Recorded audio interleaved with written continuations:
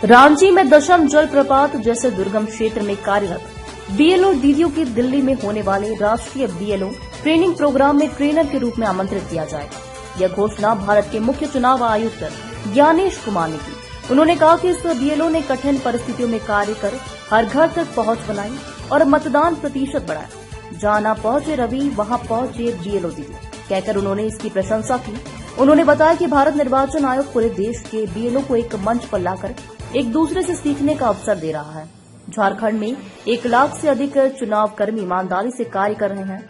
चुनाव आयोग का संस्थागत ढांचा, मतदाता सूची और मतदान प्रक्रिया 3 मुख्य आधार हैं। उन्होंने अपील की कि प्रत्येक नागरिक निर्वाचक बने और मतदान अवश्य करे। इससे पहले राज्य के मुख्य निर्वाचन पदाधिकारी के रवि कुमार और उपायुक्त रांची मंजूनाथ भजंत्री ने बीएलओ के योगदान की सराहना की। कार्यक्रम में अन्य पदाधिकारी, मीडिया प्रतिनिधि और बीएलओ उपस्थित थे। पोलिंग एजेंट्स के साथ काम करते हुए, काउंटिंग एजेंट्स के साथ काम करते हुए एक ही तरीके से, नियमबद्ध तरीके से कार्य करते हैं और चुनाव को पूर्ण करते हैं। मतदान के साथ साथ मतदाता सूची की प्रक्रिया भी इस देश में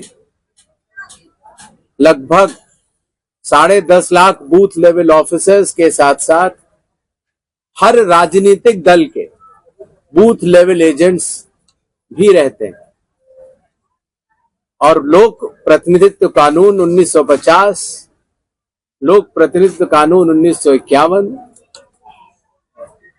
द रजिस्ट्रेशन ऑफ इलेक्टर रूल्स और चुनाव आयोग द्वारा समय समय पर जारी किए गए निर्देशों के अंतर्गत जो चुनाव के लिए मतदाता सूची तैयार होती है, उसकी इतनी व्यापक प्रक्रिया है जिसके बारे में हर मतदाता को जानकारी भी होनी चाहिए। बूथ लेवल एजेंट्स और बूथ लेवल ऑफिसर्स मिलकर अपनी रिकमेंडेशन को इलेक्टोरल रजिस्ट्रेशन ऑफिसर को देते हैं, जो कि हर असेंबली के लिए एक होता है, और इलेक्टोरल रजिस्ट्रेशन ऑफिसर उसके ऊपर एक निर्णय लेता है और वो सूची प्रकाशित की जाती है।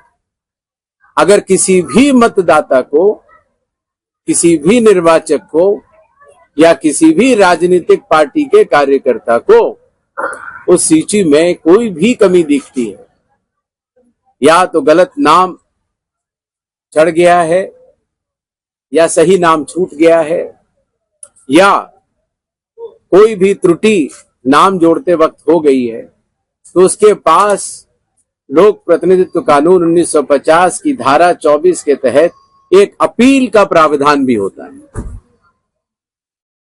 और वो अपील उस जिले के जिला मजिस्ट्रेट के पास दी जा सकती है। अगर जिला मजिस्ट्रेट की अपील से भी कोई भी निर्वाचक, राजनीतिक पार्टी संतुष्ट न हो, तो एक दूसरी अपील भी होती है। वो धारा 24B के तहत चीफ इलेक्टोरल ऑफिसर के पास होती है।